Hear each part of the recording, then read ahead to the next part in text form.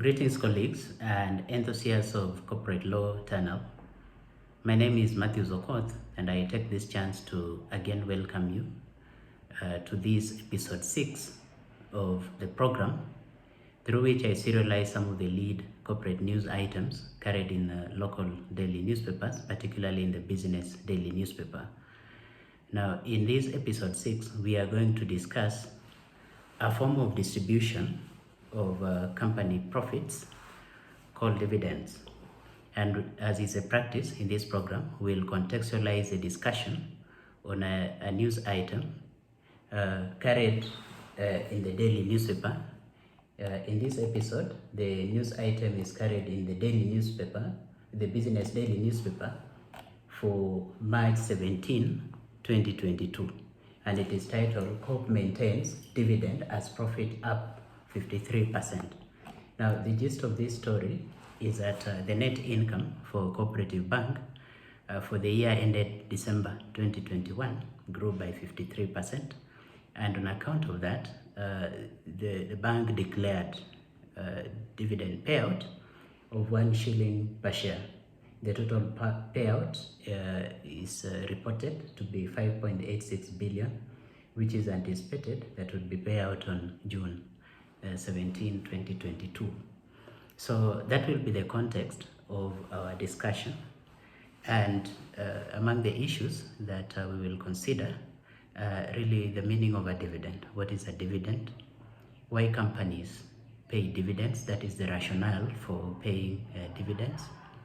The source from which dividends are paid, and in the event that there is unlawful payment of a dividend, where does liability lie? Who are liable?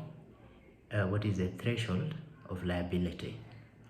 So, like I said, dividend are one forms of distributions that companies make to investors who invest in their equity, in the shares of the company. It is not the only form of distribution, but it is a kind of a return on investment that is paid out to those who invest in the shares of a company. There are other forms of distribution which we'll not be discussing in this episode, but which I hope we'll be able to discuss in future. For instance, a company may at times purchase its own shares and make a distribution to the shareholders from whom these shares are purchased. Or a company may decide to reduce its capital. There are instances when it is justified for a company to reduce its capital, particularly where the assets that are available are not fully represented by the share capital which is given to creditors. So to make the assets accurately represent the available assets so that these creditors are not misled, a company may decide to reduce its capital. Like we said, another form can be in the form of a share repurchase, especially in closely held companies. At times there may be a gridlock within the company itself. So to buy out one of the shareholders where they are unable to agree on the running of the company, a company may decide to purchase its shares from one of the existing shareholders, or majority of them, or many of them. So those are other forms. But for purposes of today's discussion, we will be discussing dividends as a form of distribution. So dividend payment is actually provided for in Section 485 of the Companies Act, and is provided that as a form of distribution, it can either be done in cash or in an uncash form.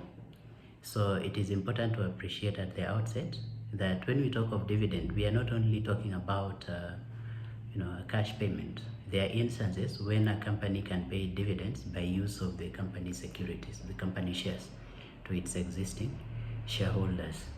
And I'll give two examples where that can happen. That in lieu of cash, a company may decide to issue to new shares to its existing shareholders, what in legal parlance is called a scrip dividend, where new shares are allotted to existing shareholders. Now, it is not a very popular form of payment of dividend because the total value of assets that these shares represent remain the same. So if a company allots new shares to its existing shareholders, there is always a dilutive effect of the existing shares. And that's why scrip dividends are never quite popular. So in alternative to scrip dividends, there are instances where a company may decide to issue what are called DRIPs, dividend reinvestment plans. And DRIPs involve just a repurchase of existing shares, and then so the company fully pays for existing shares from its existing shareholders, and then it redistributes these shares to the very shareholders again. Okay, so that way there is no dilutive effect, because in totality then the aggregate, the total number of shares that are represented by the company assets remain constant. They don't change, and so there is no dilutive effect of this new allocation of shares.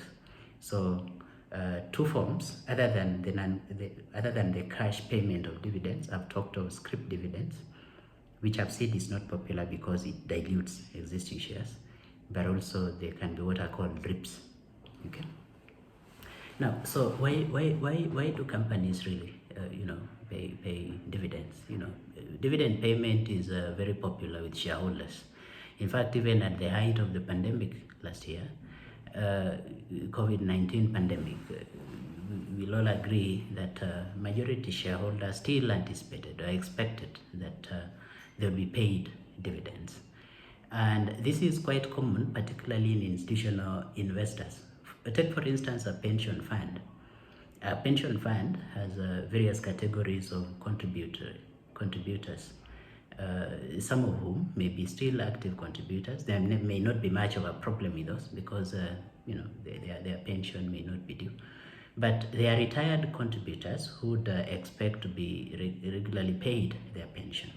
So one way through which a pension fund can generate the income that it then pays out to its retired contributors is through dividends that it receives from its investment in companies. And so there's always a legitimate expectation, but at times forced by the circumstances of the investor's business, that would necessitate payment of dividends on a regular basis to these investors. But it's not always. The underlying principle in payment of dividends is that there's really never a guarantee in payment of dividends, particularly to holders of shares which we call ordinary shares. An ordinary shareholders generally, they are I think we've said this before, they stand last in the queue with the payment of returns. So they are investors in the company who are credit investors who have to be paid first before they are paid.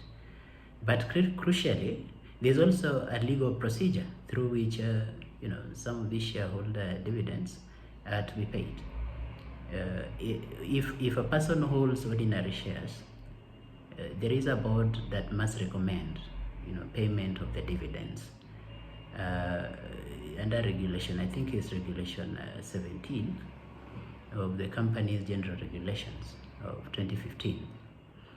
Board of directors are always required to, among other things, when they are submitting their reports during the general financial report during the general meeting of members, to, among other things, recommend dividend payouts to shareholders, if at all.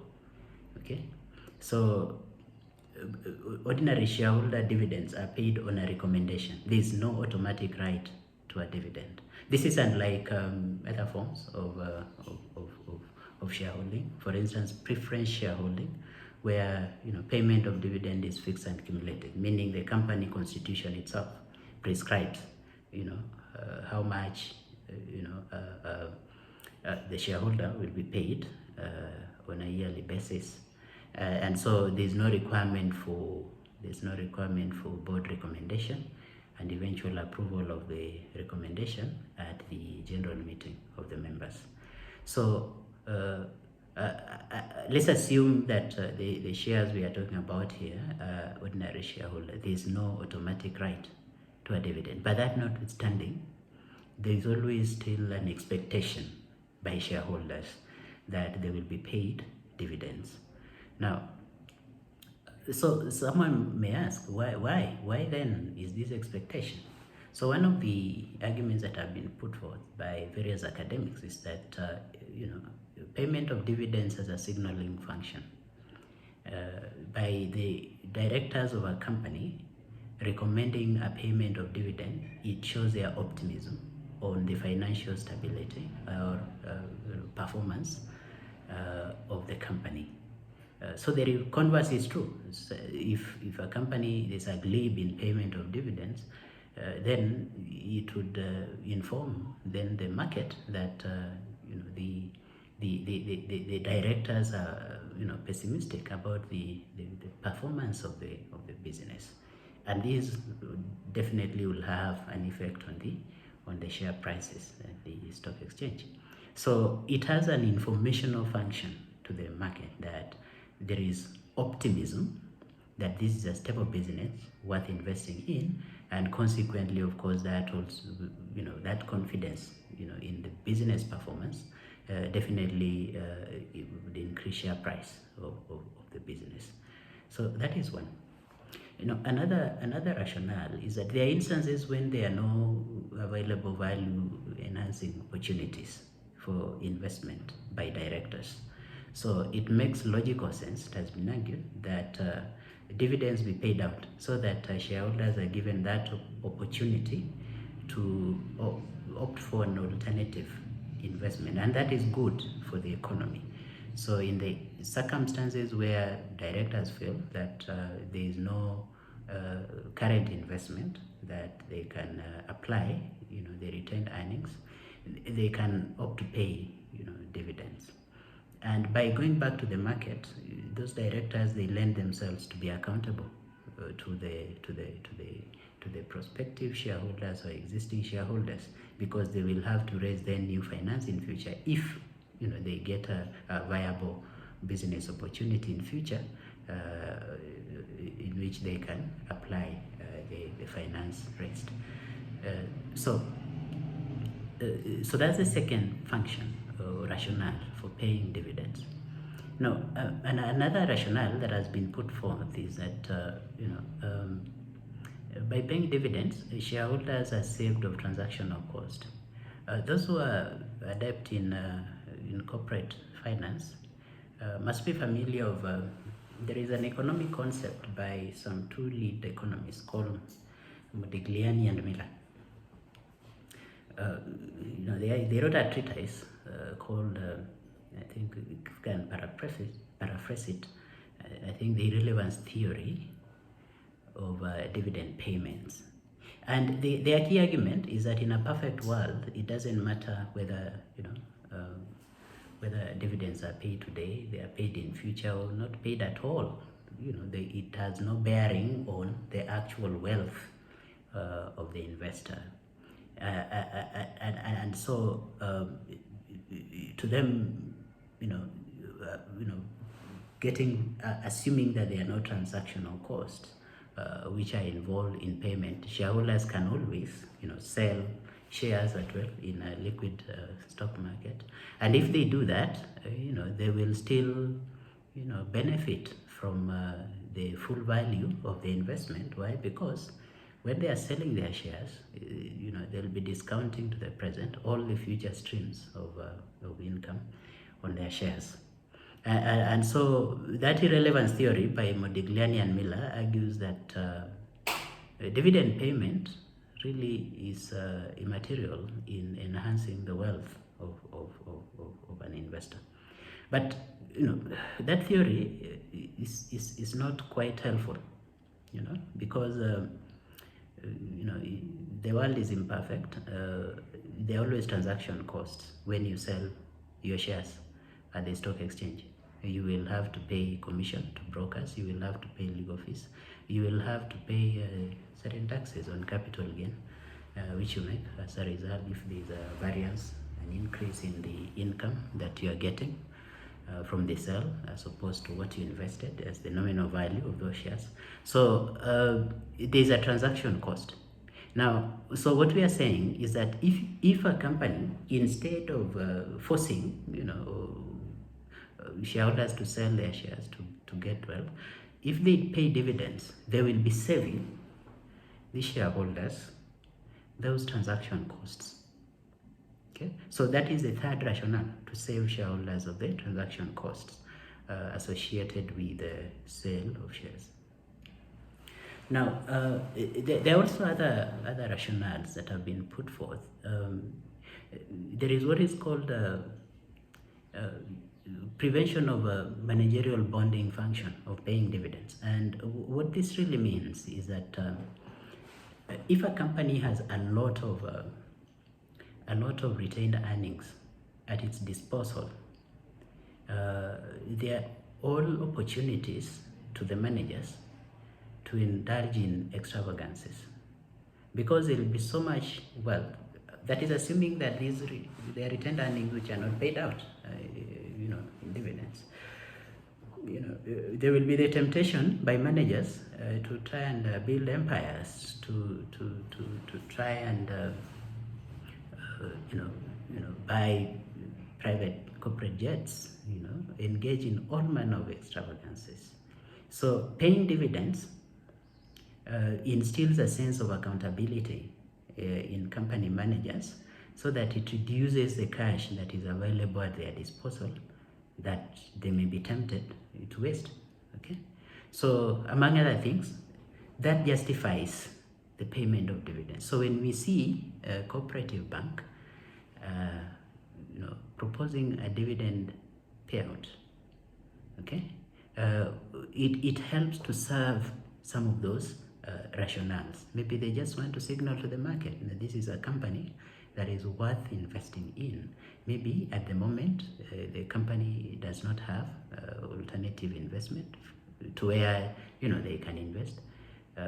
Maybe they just want to be accountable. They don't want to retain cash at their disposal. They want to, or they just want to save shareholders from having to incur cost of having to sell their shares at the Nairobi Stock Exchange to get wealth.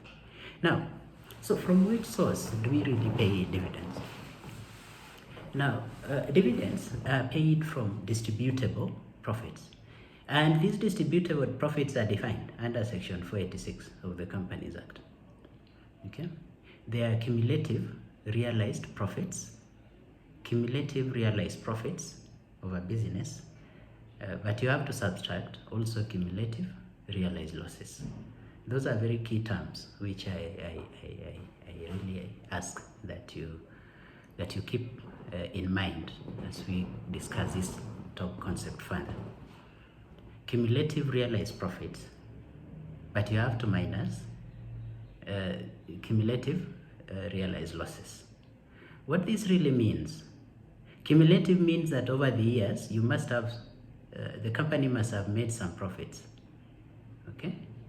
And those profits must have been realized, meaning they must be real profits, not speculative profits, okay? But to determine whether or not indeed there is a net position for payment of dividends, you must subtract also the losses. So assuming that you have a company that engages in, think of any business, oil extraction, or like in this case, a banking business, we are not saying it has made losses, but assuming that the company made losses over at some point in the past, so it has to deduct all those cumulative losses over the years, from the profit for last year, for it to reach a net position that would then justify payment of dividends. it is illegal to pay dividends out of share capital.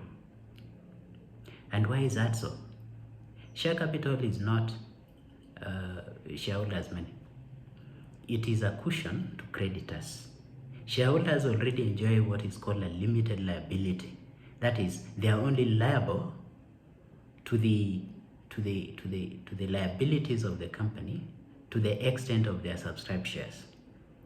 So that is a privilege that the society gives shareholders who invest in companies. And the trade-off for that limited liability status, okay, is in the context of dividend payment, is that the share capital which they raise from their subscribed shares will not be distributed to them. Because whenever the company is engaging third parties, it is in the context of its disclosure capital. So the assumption by third parties, particularly creditors, and more particularly unsecured creditors, is that the cushion that these creditors have is that the share capital will not be returned to shareholders. So it is illegal to pay dividends out of share capital.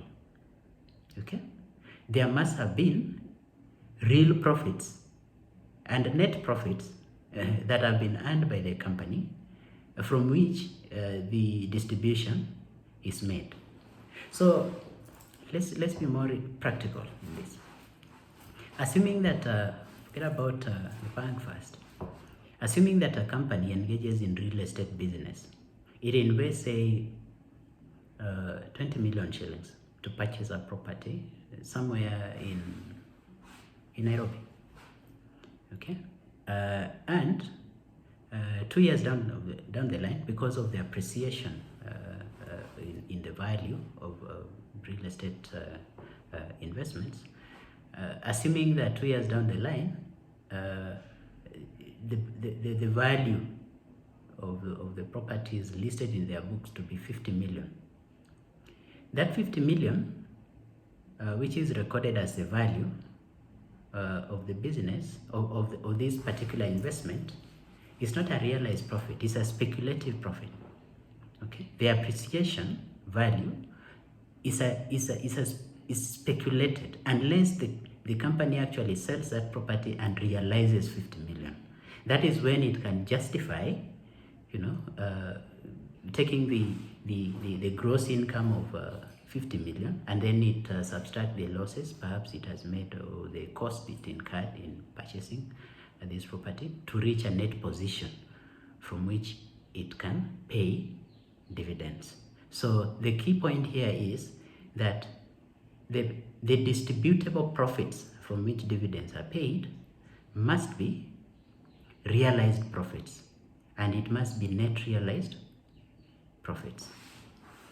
So if a company makes an unlawful distribution, assuming that it proceeds to pay out dividends from, say, share capital, there were no distributable profits, and the company proceeds to pay dividends, liability arises, and this liability arises at two levels. One, as against the directors that actually make this payment. There is a concept under company law called a proper purpose doctrine. Directors of a company stand in the position of fiduciaries, okay, and they exercise their power for only proper purposes for which the constitution of the company and the governing law intends those powers to be exercised. So if directors, exercise their power as directors to pay for dividends out of share capital, okay, they will not be exercising that power for proper purpose. They will be breaching their trust, and on account of that, they will be liable under the Act for breach of that trust and be required to restore that trust to pay. So it does not matter, someone may think that liability will only arise if they pay themselves the dividends. It does not matter that they benefited from this payout or not, okay? They will be, of course, liable if they paid themselves the dividends, but also for payment that benefits other people, like other shareholders in the company. It will be at the instance of their breach of trust, and for that they will be liable. Okay. Now, the liability of directors, there are mixed views on whether it's really strict liability or fault-based. Meaning, assuming that can a director, for instance, argue that I honestly believed upon review of the accounts of the company that there were distributable profits, that fault-based kind of approach, or it is strict liability. At common law, there are mixed views. Some courts have held that this liability is strict. Okay, so such that as long as it is determined that payment was not done out of distributable profits, then directors are liable. Other courts have held that the liability is fault-based, so that if the director can say that he honestly believed that there were distributable profits, then liability will not attach. And I think under our law, I think section 763, I think it's section 763 of the Companies Act, where an office of the company is exempted from liability, where he can show that his actions were based on a honest belief, okay, that the true state of affairs was as presented to them at the particular point. So at common law, yes, the point is, at common law, liability can be mixed. There are those that will argue that it is strict, there are those that will argue that it is fault-based. But statutorily, someone can seek reliance. If, for instance, you're instructed to represent these directors, if you can prove that this particular director believed that those financial statements, upon his review, there were profits that were available for distribution, then liability would not attach. It's not only the director that is liable for unlawful distribution, of dividends. Shareholders that actually receive, these payout, they are also liable. Under Section 494 of the Companies Act, they are required to repay dividends that they receive unlawfully. Okay, so there is a statutory liability, okay, for against shareholders but they must have knowingly received. Now let me just expound on that a bit, because the authorities are on that. When we say the shareholder honestly believed that these distribution were from distributable profits, what we are saying here is that is actually a factual mental disposition that this particular shareholder carried at that particular point. Okay, so the shareholder must have known or believed that the source from which these dividends were being paid to him or her were distributable profits. It is not open for the shareholder to say that because I'm not a lawyer, it was not really in my place, okay, to know whether or not the source is profits or share capital. You can't raise a legal argument by saying that it's not really in my place to interrogate the source. The shareholder, maybe upon interrogating the source, must have reached a conclusion at the time of the payment that the source from which is being he or she is being paid dividend is a distributable profit for him to benefit from this cushion on honest belief. Okay, so liability against shareholder is fault-based. It's not strict as in the position of directors. However, there is also another limb of liability against shareholders. There's an equitable doctrine called knowing receipt, that if a third party receives money that is meant for a beneficiary, money held in trust meant for a beneficiary of a trust. That third party is obligated to restore the trust.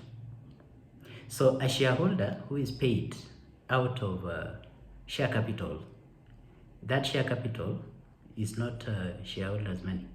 Like we said, those are creditors' money. And the beneficiary and the directors, we said, are in the position of fiduciary to the creditors as well. So the beneficiaries of that trust money are the creditors.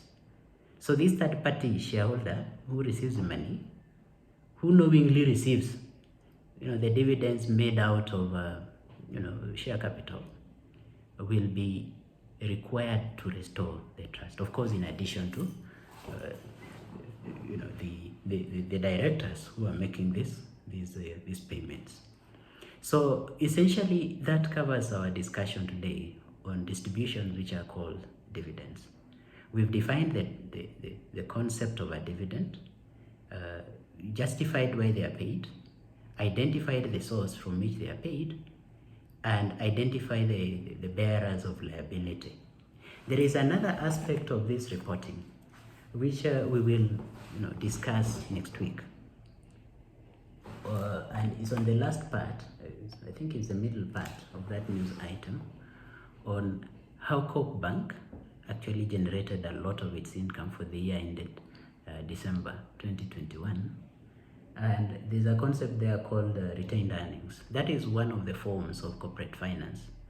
So in our next episode, which is episode 7 of this program, we will discuss forms of corporate finance from which companies can generate income.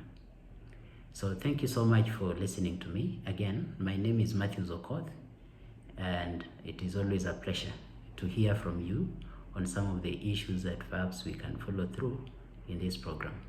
Kindly subscribe to my channel to motivate me in continuing to record if you find this program useful. Thank you very much.